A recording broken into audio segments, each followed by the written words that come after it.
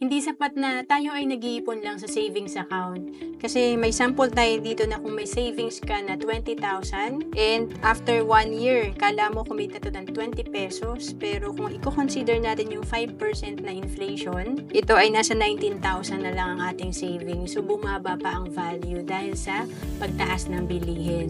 Kaya pag pinag-uusapan lalo na ang retirement, dapat talaga matuto tayo mag-invest. Sa sample natin dito, kung 5,000 per month ang naiipon mo for 20 years sa savings account, after 20 years meron kang 1.2 million. Pero pag marunong ka mag-invest, ito ay nasa 4.5 million. Ang laki ng difference, 1.2 million versus 4.5 million. Kaya mas mag-grow talaga ang ating pera kung ito ay naka-invest. Kagaya sa Kaiser na dito, tatlo na yung meron ka: investment, healthcare, at life insurance. At kung OFW ka, pwedeng-pwede ka sa Kaiser. We have online application. Ito rin ang savings program na sinimulan ko noong 2012. To know more about Kaiser, message mo lang ako sa FB, Roan Celis Capistrano. Bawat Pilipino dapat maging handa sa mga oras na hindi natin inaasahan. Gaya ng biglaang pagkakasakit, dapat may pondo tayo na magagamit. Sa oras ng pangangailangan, dapat may magmamalasakit.